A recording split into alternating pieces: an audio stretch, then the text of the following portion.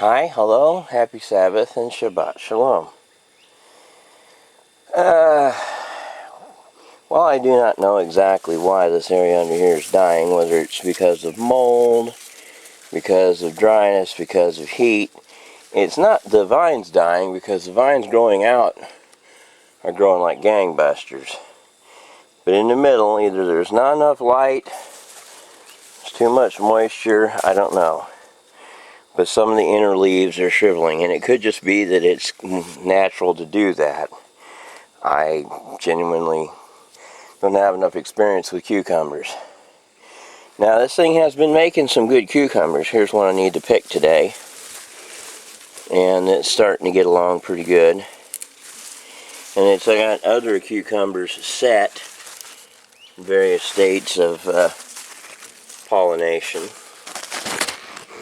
So, we're pretty hopeful that between now and the end of the year, it'll still put on a decent amount of, there's another cucumber there. And the point where Mom at least can quit buying them at the store. That's our hopes. Now, other things going on. I got this area cleaned out and got 2 more bales in there, which for some people is like, well, what's the deal, changing out your hay? Well, the deal is that, well, for me it's pretty hard to do, especially without a tractor. Well, when I say especially without a tractor, basically, I got to qualify that with, well, I've been working on the tractor some. And admittedly, it's not working like brand new out of the showroom floor, but it's working. See this pile here where I moved all the old hay that was dirty and rotten? Let me back up and get a better angle of this. So I took in with the tractor, came all the way through the garage, pulled up everything, pulled it all over here, and shoved it in that pile, including some of what, now this stuff is a little too soft and mushy and didn't quite scrape up with it, but still I got a large amount of it into a compost heap.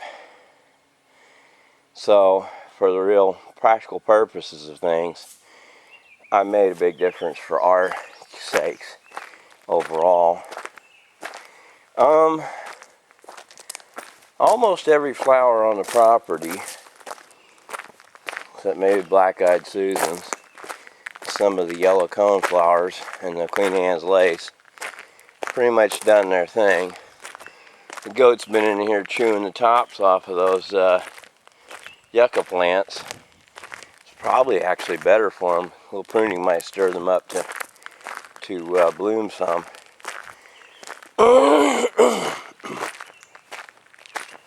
What I am hopeful of is that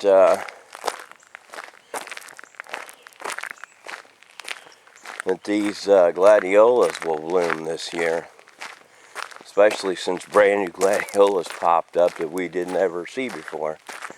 It's like, yeah, they weren't there and then they're there. And it's like, when did y'all get here? You know, kind of deal. They're here, and so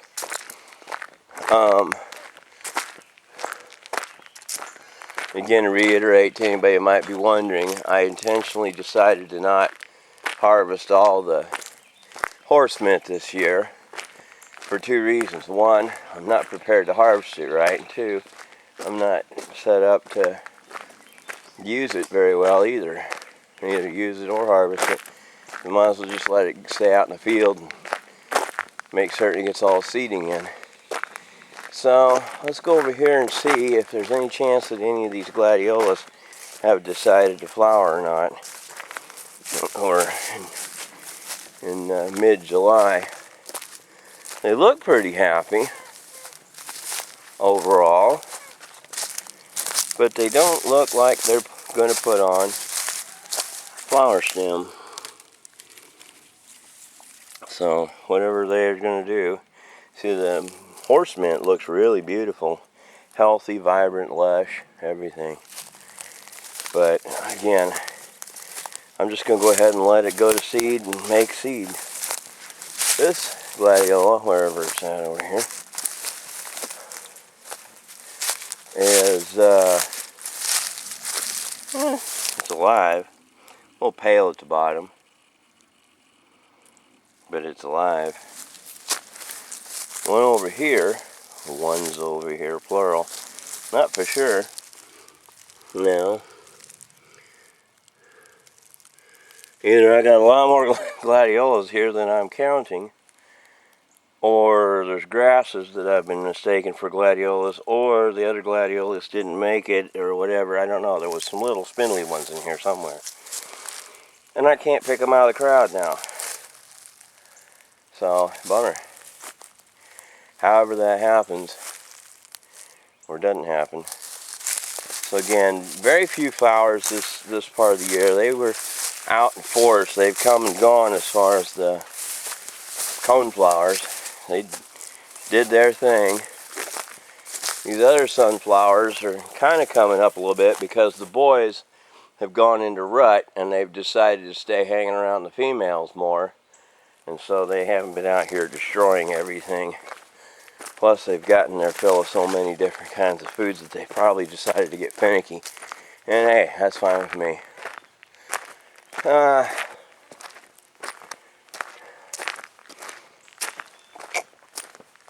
Let's go see how this blackberry is doing over here.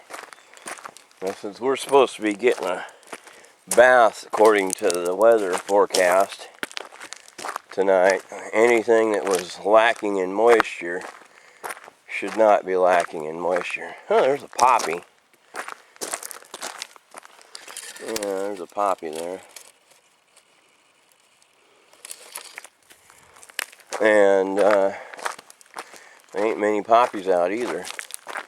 Now downstairs, I think the coneflowers are still doing all right. We'll go down and look since it's cooled off quite a bit. And give me a chance to assess whether my pest control worked where I was spraying the perilla mint. Hate the idea. See, look at all the deer coming through here. I hate the idea of spraying a mint plant, but some mint plants like perilla mint are bad for you and or bad for your animals.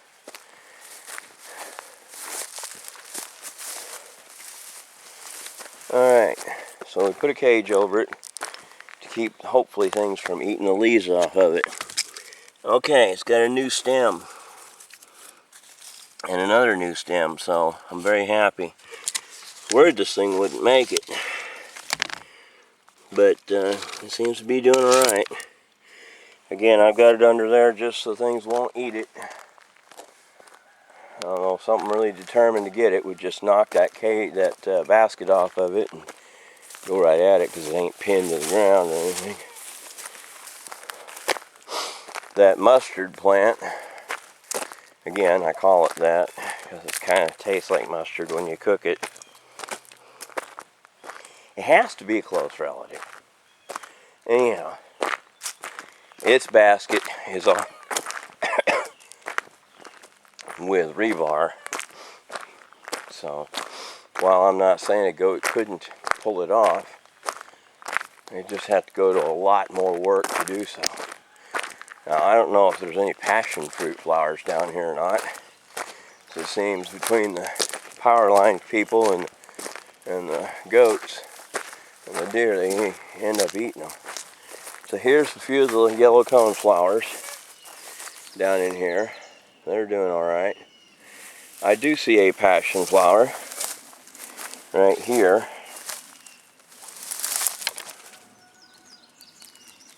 Yeah, it's doing a flower. Now to explain, see that this was that tree that I was talking about. It got tore off upstairs. Somebody went through there.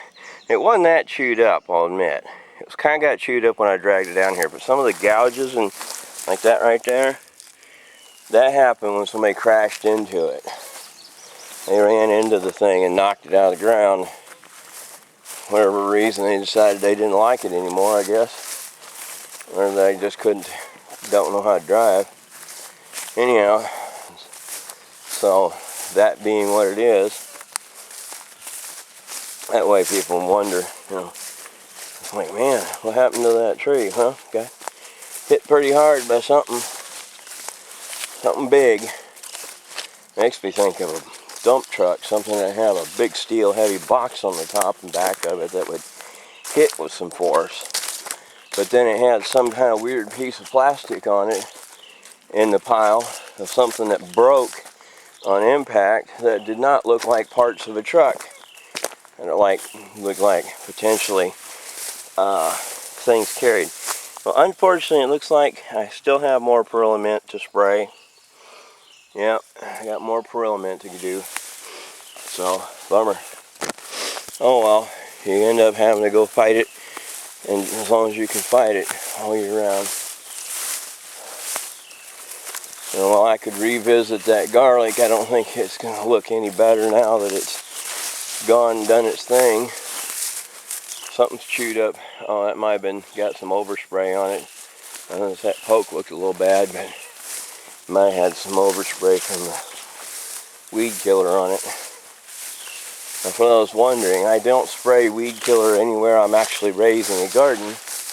I just spray it where I might have a deadly plant. Now there's some Perilla Mint. I don't know if it's the same batch or if it's come up afterwards.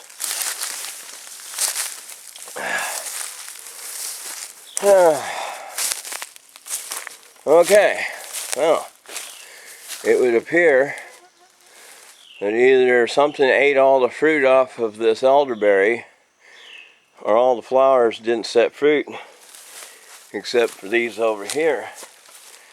There's very few fruit on the plant, just a lot of stems where the flowers were. So however that works, I don't know. Why it's that way, I can't tell. I don't think there's really anything else over here to look at.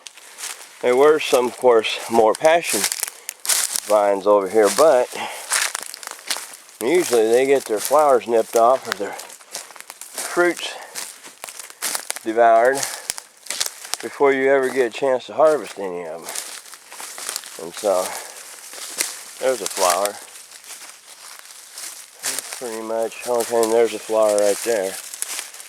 That's pretty much all the further I'm going to head that direction. I see a few flowers over there, but for the most part, until they get big enough and take over enough space, they're not going to fare very well because they're just not strong. Well, I still got to really go and spray some more down here, looks like. So, my work's lined up for me more than my health is. Loads and loads of Perilla Mint in here. Swarms of it. It'll be growing like a weed here in a day or two if it comes out of rain like tonight. It's supposed to be. It'll be 3 foot tall tomorrow. Well, maybe not 3 foot tall. Here's little pretty little flowers. I never know what they're called, but they're down here. Whatever they are, and the deer eat them a lot. And this broadleaf plant here makes a kind of a pretty little yellow flower. So all these tall, bushy, broadleaf weeds here make a yellow flower. All these broadleaf plants here make a white flower. I kind of thought I knew what the name of it was, but I've done forgot. But then also, the blister beetles seem to like to eat them too. They might be part of the nightshade family, like tobacco or something.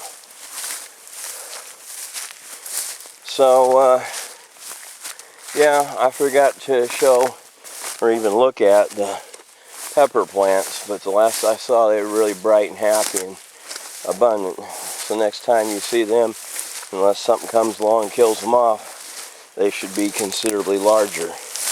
And unfortunately, the squash that I had over there all died. So I have the old saying, too little, too late. I figured it was, but I figured it wouldn't be fair to not give them the best shot that I could when Mom finally decided she wasn't going to do anything with them.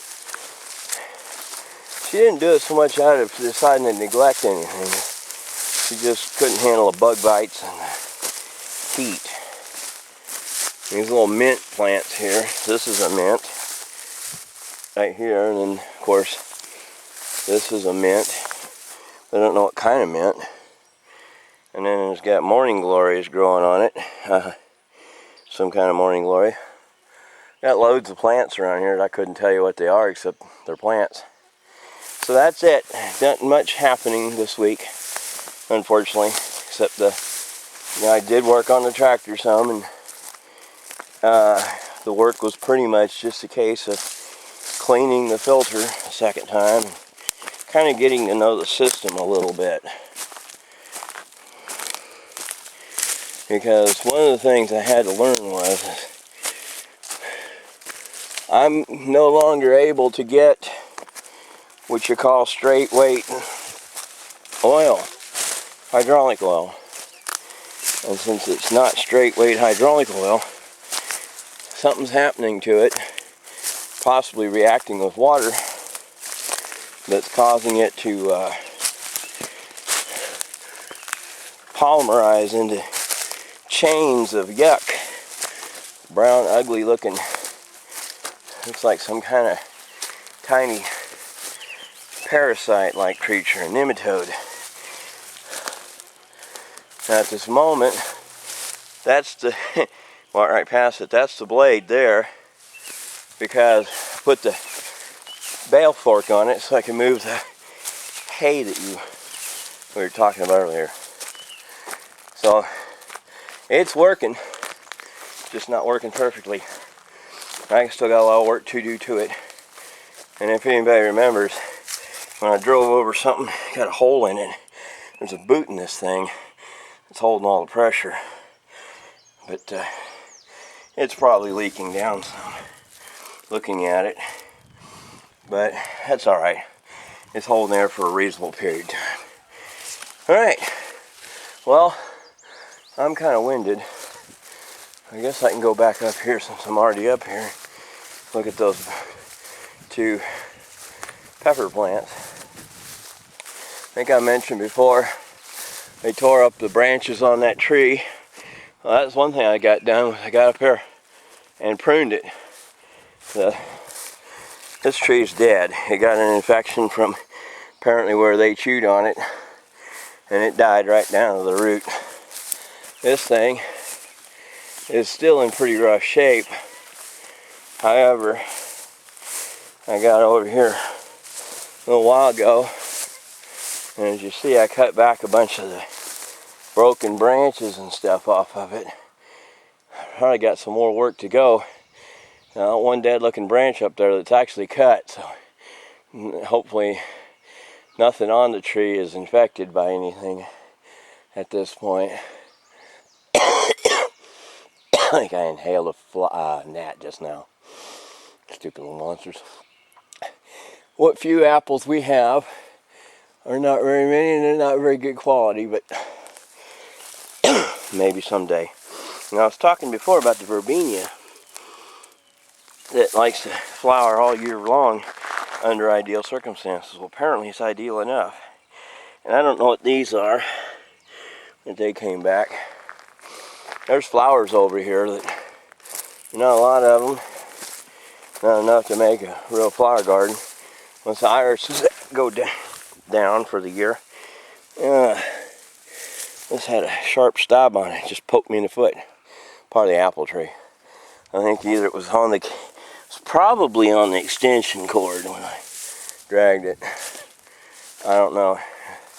That felt good. Hurt.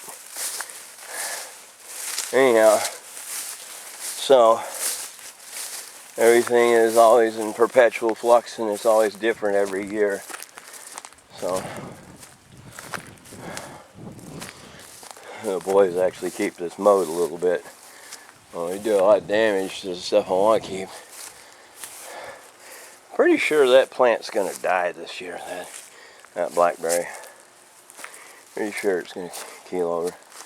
So, yeah, the squash, last stem of the last stem.